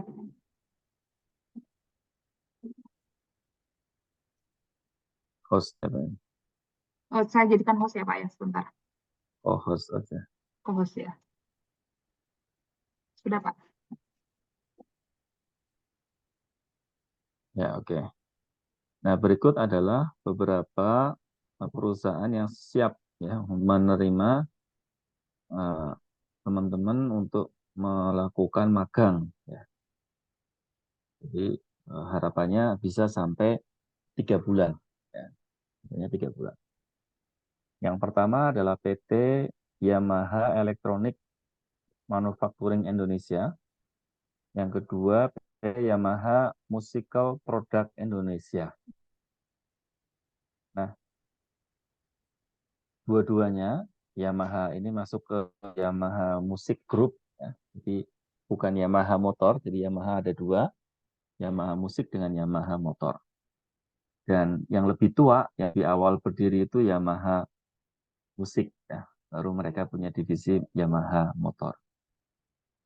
Nah, dua-dua perusahaan ini letaknya ada di Pasuruan ya, Jawa Timur. Jadi ada di komplek industri. Teman-teman mungkin pernah datang ke Batam atau ke Cikarang ya, atau beberapa tempat yang di situ memang khusus untuk industri. Nah, Y ya, yang pertama, yang kedua YMPI itu dua-duanya ada di Pasuruan. Nah, sebagai gambaran nanti kalau teman-teman magang sini ya tentu akan terkait dengan divisi production dan dan maintenance ya. Terkait dengan kelistrikan, terkait dengan dan khusus untuk Yamaha Elektronik ya, ini peluang eksplorasinya lebih gede ya. Kenapa? Karena mereka salah satu perusahaan atau industri yang leading ya, yang termasuk yang pioner di bidang implementasi industri 4.0 ya. Jadi sistem-sistem yang berbasis IoT itu banyak dikembangkan di sini, di sisi produksinya ya, mendukung produksi. Kalau produknya sendiri adalah elektronik di bidang musik ya, khususnya adalah teknologi speaker. Speaker mereka sangat beragam, mungkin dari yang 5 jutaan sampai yang mahal bisa sampai 75 juta satu speakernya. Dan ada beberapa speaker khusus untuk kapal ya, dan lain-lain. Di teknologi elektronik banyak sekali dikembangkan di sini termasuk IoT. Kemudian yang ketiga ini adalah Tatonas. Lokasinya ada di Jogja. Ini juga sudah ready kalau teman-teman akan melakukan kafe mobil khusus magang ya, yang nanti bisa dikonversi ke 10 SKS dan dapat uang insentif ya bulanan. Nah kalau Tatonas ini bergerak di bidang telemonitoring ya, mengembangkan modul-modul pengukuran jarak jauh untuk kepentingan cuaca, untuk kepentingan pengamatan lingkungan ya. Itu dekat dari sini, dari UI Tatonas. Kemudian yang keempat ini adalah PT Putra Medical Tech Indonesia atau kita bisa singkat menjadi PT PMI, lokasinya ada di Bekasi. Nah, yang ditawarkan oleh PMI nanti terkait dengan sistem elektronik, sistem kontrol, sistem IoT untuk alat-alat kesehatan. Nanti di sana ada alumni ya yang menjadi pimpinannya juga di sana. Jadi silakan ini juga bisa segera ya, misalnya mau mulai bulan Maret bisa juga, April juga bisa. Cuma mungkin tadi Bu Elvira juga sudah menyampaikan bahwa KP ini jangka panjang ya, jangan tergesa-gesa dirancang gitu, supaya tidak banyak mengganggu aktivitas perkuliahan juga. Cuman kalau peluangnya sudah terbuka dari paling nggak bulan depan. Dan yang kelima tadi juga ada di slide-nya Bu Elvira, Haliatech. Dia di bidang sistem integrator ya, jadi ya nanti saya mau upgrade sistem kontrol atau yang lainnya. Nanti bidang kerjanya di Haliatech seperti itu. Nah mungkin itu tambahan informasi dan kita mengharap ada rekan yang bisa menangkap peluang ini ya, melaksanakan magang selama 3 bulan sehingga nanti ada banyak sekali pengalaman dan ilmu-ilmu baru yang diperoleh di dunia kerja dan nanti ada dukungan dari Prodi untuk diikut sertakan dalam program hibah Prodi, salah satunya kegiatan MPKM dan ada dukungan finansial. Terima kasih. Silakan nanti akan ada pengumuman tambahan bagi teman-teman yang tertarik nanti bisa mendaftar dan silakanlah manfaatkan kesempatan emas seperti ini. Kita sudah coba bantu membuka banyak peluang sehingga teman-teman lulus bekalnya nggak cuma ijazah ya, tapi ada kompetensi-kompetensi dan pengalaman industri yang bisa diandalkan nanti untuk bersaing di dunia kerja. Assalamualaikum warahmatullahi wabarakatuh. Waalaikumsalam warahmatullahi wabarakatuh. Terima kasih Pak Uus. Baik teman-teman, jika ada yang ditanyakan, sekarang kita buka sesi untuk tanya jawab. Monggo kalau ada yang mau dikonsultasikan ya terkait dengan KP maupun MBKM atau program magang, nanti insya Allah nanti ada Bu Ana dan Pak Firdaus dan saya juga yang akan membantu untuk menjawab pertanyaan-pertanyaan dari teman-teman. Silakan kalau ada yang mau ditanyakan. Boleh raise hand. Permisi Bu. Oh ya silakan. Ini yang tanya siapa? Ya silakan. Saya mau nanya terkait ini MSIB magang merdeka itu yang 1 semester 6 bulan. Iya, Kalau kita lihat dari website Kemendikbud itu kan ada jadwalnya, Bu. Jadwal magangnya, ada jadwal pendaftarannya. Biasanya jadwal pendaftarannya itu ngikutin semester kampus negeri. Jadi lebih cepat gitu. Sedangkan kita kampus swasta telat gitu, Bu. Itu sistemnya gimana ya? Oke. Kalau dari pengalaman tahun sebelumnya itu ya masih ada lagi? Itu bukan saya, Bu. Oh ya, oke. Oke, saya mute. Saya mute dulu. Oke, ya. Baik, Kak, yang ikut MSIB itu kita sudah dari tahun 2018 itu sudah ada beberapa mahasiswa angkatan 2018 yang mengikuti program MSIB. Kemudian juga ada angkatan 2020 yang mengikuti MSIB, tapi yang angkatan 2020 itu tidak mengajukan konversi. Tapi yang dulu pernah Mbak Indah dan kawan-kawan itu pernah mengajukan konversi ke mata kuliah MBKM.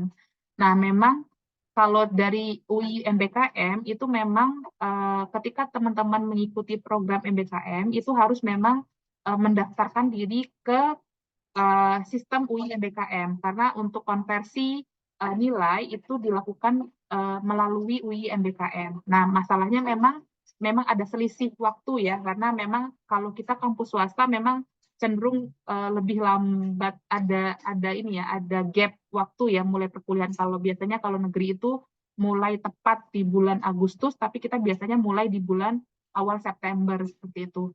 Nah, ini untuk mekanisme pendaftaran di UI MBKM, mungkin saya perlu konfirmasi dulu ke DPA ya terkait dengan apakah diizinkan untuk jika nanti teman-teman mengajukan konversi, apakah diizinkan untuk melakukan pendaftaran secara sistem itu di semester berikutnya atau tidak, seperti itu ya. Karena memang yang statement dari DPA itu yang penting adalah kalau teman-teman mengajukan konversi itu harus mendaftar lewat sistem UI MBKM, itu yang penting, dan dilakukan di awal semester karena akan dikeinkan seperti itu. Cuma masalahnya terkait dengan waktu tadi, saya perlu dari Prodi perlu konfirmasi ke DPA dulu apakah misalnya teman-teman ikut program MSIB semester ini gitu, apakah boleh nanti pendaftaran untuk konversinya dilakukan di semester depan. Nah, itu perlu saya perlu konfirmasi. Saya tidak bisa menjawab untuk sementara ini, saya tidak bisa menjawab apakah untuk konversi bisa dilakukan atau tidak gitu ya. Saya perlu konfirmasi terlebih dahulu. Tetapi kalau mau ikut program MSIB itu silakan kalau memang mau mengikuti silakan direncanakan ya, silakan dilihat timeline waktunya kapan untuk pendaftaran karena kalau mau ikut program MSIB berdasarkan pengalaman yang tahun lalu ya, angkatan 2020, itu yang perlu teman-teman pastikan juga load teman-teman di perkuliahan ya, karena MSIB itu juga berat ya teman-teman. Meskipun dia itu online, tetapi itu setiap harinya ada tugas, ada self-paced learning-nya, kemudian ada pertemuan sinkronnya, kalau nggak salah 1 minggu itu ada 2-3 kali pertemuan sinkron. Dan itu selama kurang lebih 1 semester ya, 4 bulan sampai 6 bulan. Nah, teman-teman perlu pertimbangkan kalau ingin mengikuti program itu perlu pertimbangkan dengan load ya dikonsultasikan dengan DPA ya terkait dengan beban SKS yang ada di kampus seperti itu ya, biar ini ya maksudnya nanti sudah ikut tetapi tidak bertanggung jawab gitu ya, maksudnya tidak menyelesaikan. Nah, itu kan jadi presiden buruk bagi prodi gitu ya. Jadi kalau harapannya kalau sudah komit ingin mengikuti program itu diselesaikan ya, biar kita karena itu kan apa ya, itu atas nama universitas dan prodi juga ya, jadi kita tidak mau ada nama buruk ya, sudah ikut tetapi nggak diselesaikan seperti itu ya, mungkin itu. Izin Nanti menambahkan ya Bu silakan Elvira. Pak, silakan Pak Firdaus. Baik, yang ingin saya sampaikan bukan terkait dengan teknis pendaftaran dan konversi SKS-nya, tapi lebih ke konten MSIB-nya sendiri. Jadi dari selama ini pengalaman, sepertinya kita belum cukup kuat untuk memberikan rekomendasi teman-teman mengikuti MSIB untuk case elektro supaya bisa menggantikan yang 144 SKS. Jadi untuk case MSIB selama ini dan ke depan juga mungkin akan masih seperti itu. Konversinya itu nanti tidak bisa menggantikan beban utamanya yang 144 SKS. Ya. Jadi, yang 144 tetap ditempuh, nanti ditambah dengan mata kuliah MBKM, hasil konversi dari MSIP. Ya. Jadi kalau teman-teman ingin ikut Merdeka Belajar dan SKS konversinya nanti bisa menggantikan 144, maka pilihannya antara lain ini tadi yang sudah kita tawarkan, yaitu magang. Ya. Kemudian yang kedua, IISMA. Ya. Itu lebih bisa kita percayai dan mudah secara proses untuk nanti konversinya menggantikan yang 144. Jadi untuk MSIP yang jelas perlu konsultasi dulu dengan dosen wali, dosen pembimbing akademik. Kemudian yang kedua perlu juga diperhatikan bahwa dari pengalaman kita selama ini untuk MSIP belum bisa dikonversi ke SKS inti yang 144. Jadi nanti konversi SKS-nya menambah dari yang 144 SKS inti kita. Terima kasih. Ya, terima kasih Pak Us. Terima kasih sudah melengkapi. Jadi tadi di panduan juga sudah saya jelaskan ya bahwa kalau untuk MSIB itu hanya akan dikonversi ke mata kuliah MBKM. Jadi itu tidak tidak di luar ya, itu di luar SKS yang 144 SKS. Jadi kalau pengalaman yang angkatan 2018 ketika dikonversi diperbolehkan diverifikasi oleh prodi, tetapi dikonversikan ke mata kuliah MBKM seperti itu. Berikut ya begitu. Silakan. Bagaimana tadi siapa tadi yang bertanya? Sudah Baik, cukup? Bu. Ya, cukup. ya cukup. Terima kasih ya. Ya sama-sama. Ada lagi yang ingin ditanyakan? Izin bertanya, Bu. Ya, silakan. Untuk perusahaan mitra yang tadi disebutkan oleh Pak Firdaus, apakah bisa untuk melaksanakan KP 1 bulan di perusahaan tersebut? Terima kasih. Silakan Pak Firdaus. Kalau 1 bulan diperbolehkan atau tidak? Bisa, tapi itu bukan prioritas saat ini. Jadi kalau mau mencoba silakan, peluangnya ada gitu. Tapi prioritasnya untuk yang mitra-mitra tadi disebutkan, kita akan prioritaskan untuk program magang yang 3 bulan. Oke, terima kasih Pak Firdaus. Tapi silakan ya, bisa dicoba, bisa di-play kalau ada lowongan untuk yang 1 bulan ya. Silakan, ada lagi? Izin bertanya lagi, Bu. Kemudian untuk KP yang telah disebutkan oleh Pak Firdaus tadi, untuk magangnya itu 1 orang apa 2 orang, Bu? Silakan Pak Us. Ya. Kita tidak ada batasan jumlah, dalam arti kita belum komunikasikan dengan mitra terkait dengan jumlah orangnya. Ya. Jadi masih bisa 1 atau mungkin 2 atau 3. Nanti kita akan komunikasikan. Tapi yang jelas yang akan kita prioritaskan untuk difasilitasi oleh prodi kerjasama dengan mitra itu yang di bulan. Jadi bagi yang ingin mengajukan magang atau tadi KP ke perusahaan ini, nanti modelnya tidak langsung kirim surat ke perusahaan, tapi khusus yang ini proses komunikasinya nanti melalui prodi dan jurusan. Kalau yang lain kan mungkin tadi Bu El sudah menyampaikan, ya bisa aja langsung mengajukan ya, berkirim surat sesuai prosedur tanpa harus melalui prodi atau jurusan. Tapi kalau yang ini tadi kita sampaikan, sementara ini nanti komunikasinya lewat 1 pintu, yaitu lewat prodi dan jurusan. Ya, begitu. Ada lagi? Silakan. Ya, jadi kalau tertarik nanti bisa berkoordinasi dengan prodi ya untuk pendaftaran. Tapi nanti Anda tetap mendaftar lewat sistem ya. Tapi nanti untuk yang mengajukan permohonan magang atau KP nanti via jurusan yang akan berkomunikasi dengan perusahaan. Silakan, ada lagi yang ingin Misi, Bu. bertanya? Ya, boleh silakan. Bertanya, Bu. Mm-mm. Untuk yang KP kan tadi salah satu persyaratnya kan menggunakan harus lulus dari soft skill development ya, Bu. Mm-mm. Nah, Ya. yang soft skill development itu saya di gateway itu masih belum ada, Ibu, atau nilainya Ibu keluar. Oh, tapi Anda sudah menjalani ya? Sudah, Ibu, sudah Ya. menjalani. Ya, sudah nggak? Apa nama nanti di SIM KP itu kan formatnya checklist ya. Nanti Anda bisa checklist saja. Untuk nilainya nanti coba saya konfirmasi ke bagian akademik ya untuk angkatan 2001. Itu semester berapa ya Anda ikut ya? S3D-nya.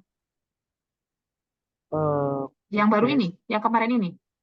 Semester 4, semester 5. Oh ya, nanti coba saya tanyakan untuk segera dikeluarkan ya nilainya.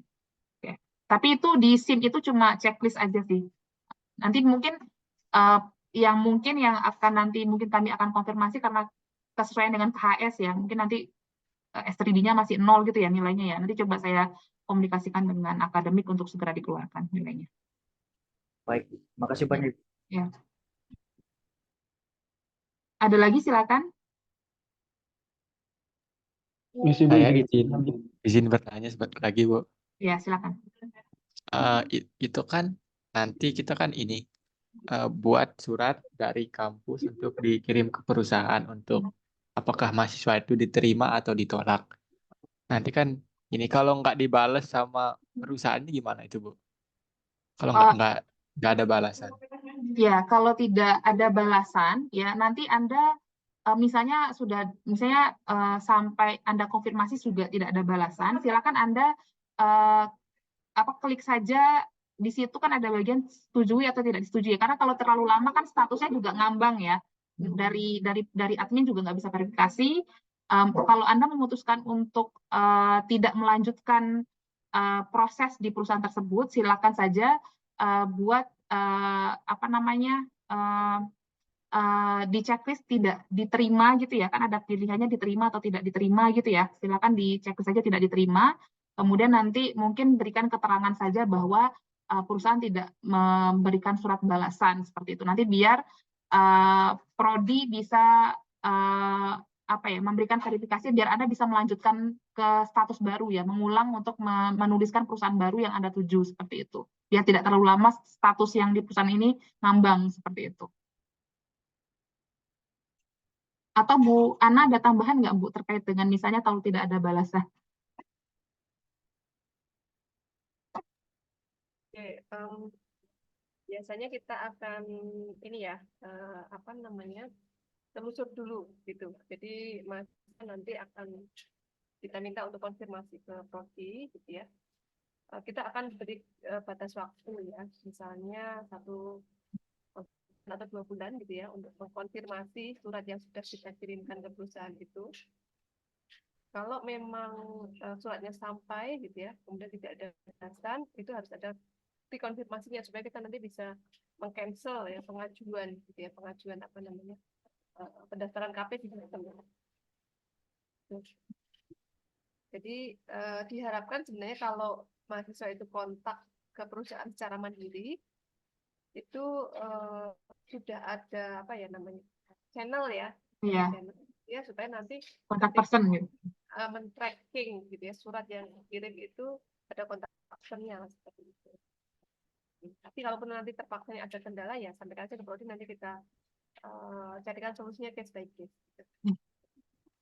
Ya Bu, terima kasih Bu Ana.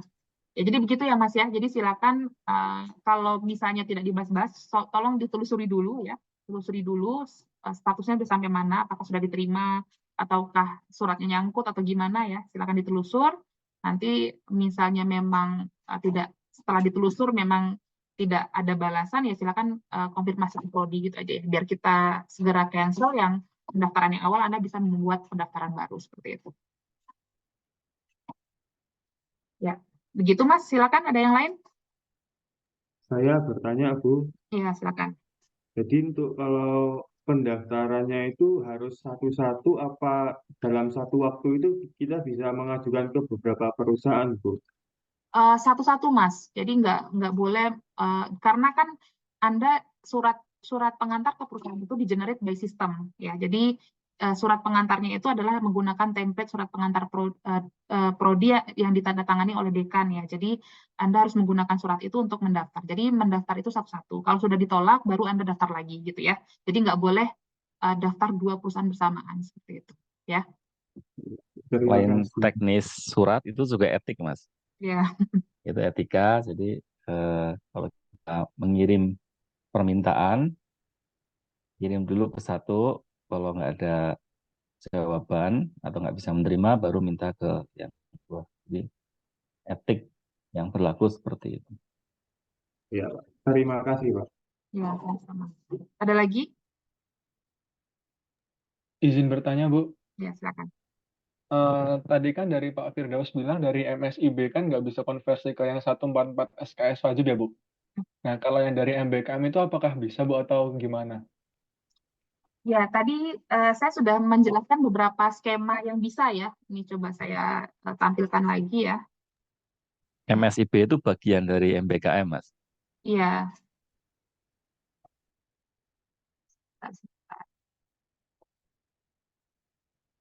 Saya tampilkan lagi ya. Ini kan ada beberapa program ya, MBKM, tadi ada magang industri ya, ada yang skema 3 bulan, 1 semester gitu ya. Kemudian ada yang yang bisa dikonversi ikut ke dalam 144 SKS seperti skema magang ya. Itu Anda bisa bisa konversi ke KP. KP itu kan termasuk yang 144 SKS ya. Kemudian Anda bisa konversi ke mata kuliah pilihan. Nah, itu kan juga termasuk ke 144 SKS atau manajemen project juga bisa. Itu kan termasuk ke dalam 144 SKS ya. Kemudian kalau berikutnya adalah pertukaran pelajar, kayak contohnya misalnya Anda mengikuti ISMA, itu juga pilihannya Anda bisa konversi ke mata kuliah pilihan. Nah, itu kalau mata kuliah pilihan kan termasuk 144 SKS ya. Kemudian atau mata kuliah wajib yang bersesuaian ya. Kemudian bisa juga student exchange ya, atau Anda ikut IoT Camp, ini juga bisa dikonversi ke PSE, mata kuliah PSE. PSE itu kan masuk ke 140 SKS atau ke mata kuliah pilihan Kapita Serta Kendali. Nah, itu juga kan mengurangi yang 144 SKS ya. Kemudian kalau yang MSIB ya, ini hanya dikonversi ke mata kuliah MBKM, berarti itu di luar dari 144 SKS. Nah, kemudian ada program menjadi asisten research ya, atau research assistant, itu bisa, misalnya Anda mau konversi ke penulisan ilmiah. Nah, penulisan ilmiah itu kan 144, termasuk ke dalam 144 SKS, jadi Anda bisa konversi. Atau Anda bisa konversi ke mata kuliah yang temanya bersesuaian dengan tema research, seperti itu. Dan maksimalnya 3 SKS. Nah, itu bisa. Kecuali yang MSIB, kalau MSIB kan ke mata kuliah MBKM ya, jadi di luar 144 SKS. Kalau yang program selain MSIB itu ada pilihan yang bisa mengurangi beban Anda yang 144 SKS, seperti mata kuliah pilihan atau mata kuliah yang bersesuaian, seperti itu. Kira-kira seperti itu. Oh, baik, terima kasih, Bu. Ya. Ya, silakan, ada lagi?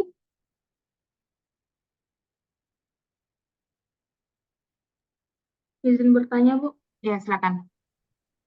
Buat tempat KP-nya itu harus di Pulau Jawa atau bisa di luar Pulau Jawa?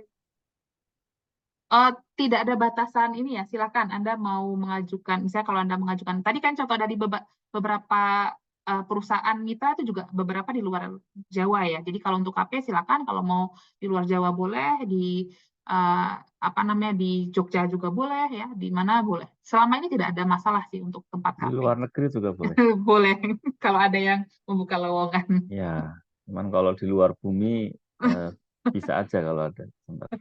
Ya, boleh, silakan. Ya. Ada lagi? Sedikit catatan Ya, rekan-rekan silakan. berdasarkan pengalaman terkait tempat ya. Kadang ada yang pengen gampang sehingga udahlah pakai koneksi boleh ya. Misalnya ada pamanku dari desa dan seterusnya. Boleh, tapi pilih yang bagus gitu ya. Jadi karena itu pengalaman yang penting untuk kalian, jadi jangan asal milih nanti dapat perusahaan yang apa adanya ecek-ecek gitu ya. sehingga kita nggak bisa banyak belajar di situ. Jadi memang selama ini yang memudahkan dalam mencari perusahaan kadang-kala koneksi ya, faktor koneksi dari keluarga, mungkin orang tua atau paman ya, atau dari kenalannya ayah, ibu. Nggak apa-apa, silakan itu dimanfaatkan, cuman perlu kita ingatkan sebaiknya tetap pilih-pilih ya, jangan asal perusahaan sehingga nanti di sana kalian tidak bisa punya pengalaman yang berharga. Ya, ya, ya itu tadi juga ya. Jadi teman-teman perlu pastikan bahwa memang ketika teman-teman pilih perusahaan, memang teman-teman punya kesempatan untuk belajar gitu ya. Jadi nggak hanya cuma sekedar simbolis aja untuk datang ke perusahaan, tapi memang di sana ada tempat belajar ya, mengetahui dunia kerja yang sesungguhnya. Ya, jadi perlu selektif juga untuk memilih perusahaan. Silakan, ada lagi? Izin bertanya, Bu. Iya. Dari perusahaan yang disebutin Pak Firdaus tadi, kalau kita ambil magang yang 1 semester itu, apakah kita harus generate di UI Gateway juga? Terus kalau misal itu konversi ke SKS-nya, mata kuliah yang kita udah ambil itu gimana, Bu? Apa bisa di mata kuliah yang lain gitu? Ya, kalau Anda ikut yang itu kan program MPKM ya, berarti Anda harus ketika misalnya Anda ikut program yang magang 1 semester atau program magang 3 bulan, nanti Anda akan mendaftar di UI MBKM dan kemudian menuliskan akan dikonversi dengan apa. Nanti akan dikoordinasikan ya dari jurusan dan Anda nanti dari rekanan juga akan akan menyepakati ya ini akan dikonversikan ke mata kuliah apa gitu ya. Nanti Anda daftar dan Anda akan menuliskan di sana Anda akan konversi kemana, nanti dari situ nanti akan dikeinkan ya, jadi akan dikeinkan ke mata kuliah pada semester ketika Anda melakukan proses MBKM tersebut gitu. Jadi nanti setelah selesai MBKM nilainya akan langsung masuk ke dalam mata kuliah yang dikeinkan tadi seperti itu. Nah kemudian untuk mengulang ya, untuk misalnya contohnya, misalnya Anda sudah pernah, misalnya Anda ingin konversi ke penulisan ilmiah misalnya ya, dan Anda sudah pernah mengambil penulisan ilmiah misalnya, tapi nilai penulisan ilmiah Anda adalah misalnya C+ misalnya ya, kemudian Anda ingin memperbaiki itu melalui konversi MBKM, ya itu nggak masalah, nggak apa-apa, silakan Anda daftarkan, nanti akan dikonversikan ke mata kuliah yang pernah Anda ambil seperti itu. Jadi nanti kalau nilainya bagus akan menggantikan nilai mata kuliah yang pernah Anda ambil seperti itu. Oh, berarti pilihan mata kuliahnya nanti didiskusiin sama dosen pembimbing gitu, Bu? Iya, benar. Nanti akan ada proses untuk mendiskusikan bahwa ini akan layak dikonversikan kemana seperti itu. Karena ini jalurnya lewat jurusan ya Pak ya.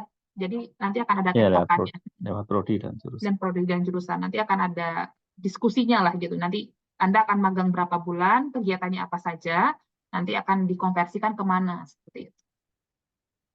Saya rasa kalau program boleh mata seperti kuliah baru, boleh mata kuliah yang sudah pernah pernah diambil. Ya. Keduanya boleh. Kalau lewat mitra prodi atau jurusan, saya rasa lebih aman ya, karena memang kita sudah ada pembicaraan dengan perusahaan, jadi Anda lebih aman bahwa itu akan dikonversi ke mata kuliah pilihan. Tetapi kalau yang di luar yang ditawarkan oleh prodi, mungkin itu nanti akan diseleksi oleh prodi, itu layak atau tidak, atau CPL atau CPMK-nya bersesuaian atau tidak. Seperti itu. Begitu, Mas. Baik, terima kasih, Bu. Ya. Silakan, ada lagi? Cukup?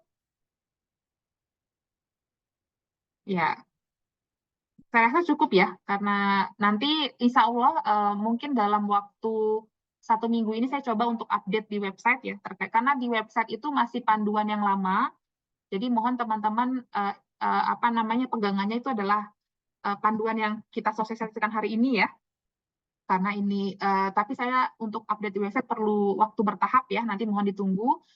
Ini nanti video penjelasannya akan saya upload di YouTube-nya Prodi, nanti saya akan share linknya di grup, nanti Anda bisa tonton kembali kalau misalnya ada yang masih ragu ya atau terlewat, nanti bisa ditonton kembali. Untuk sementara panduannya adalah video ini ya. Nanti di website akan menyusul kami perbaiki dengan panduan yang terbaru atau yang terupdate seperti itu. Mungkin itu yang saya sampaikan. Ada tambahan Pak Firdaus? Ya, PPT-nya juga nanti akan saya share. Bu Ana ada tambahan? Ya. Cukup, Bu. Cukup ya, oke. Kami rasa cukup ya dari Prodi. Nanti PPT dan videonya akan PPT mungkin akan saya share. PPT mungkin nanti akan saya susun ulang dan saya share lewat website ya. Nanti untuk video akan saya upload di YouTube ya, YouTube Prodi. Oke, mungkin itu ya. Silakan mulai merencanakan. Tadi yang perlu digarisbawahi teman-teman bahwa tadi seperti yang disampaikan oleh Pak Firdaus bahwa KP ini jangka panjang, Anda tidak perlu terburu-buru untuk menentukan ya keputusannya. Boleh direncanakan dulu ya, mau diambil di semester ini kah atau mau diambil semester depan ya. Silakan Anda rencanakan dulu ya. Jadi perlu Anda pertimbangkan terkait dengan mata kuliah yang belum lulus ya, kemudian load SKS yang akan Anda ambil semester ini perlu dipertimbangkan. Karena ada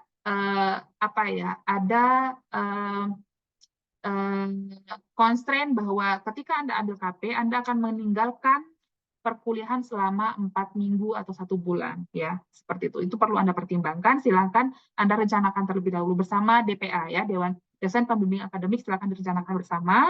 Nanti baru kalau memang sudah yakin, silakan lakukan key-in seperti itu, ya. Mungkin itu dari Prodi. Apabila ada salah dan kurang, kami mohon maaf, ya. Nanti jika ada yang masih diragukan ya, harapannya Anda konfirmasinya ke prodi ya, bukan ke senior angkatan atau bukan ke prodi lain ya. Nanti malah salah informasi ya. Jadi kalau ada yang diragukan atau yang membingungkan, silakan konfirmasinya ke prodi. Boleh lewat saya, boleh ke Bu Ana, boleh ke Pak Firdaus seperti itu ya. Begitu ya, kita tutup pertemuan hari ini dengan ucapan alhamdulillahirabbil dan doa penutup majelis. Subhanakallahumma wa bihamdika asyhadu an la ilaha illa anta astaghfiruka wa atubu ilaik. Saya tutup. Assalamualaikum warahmatullahi wabarakatuh. Waalaikumsalam warahmatullahi wabarakatuh. Ya, sama-sama. Saya N ya.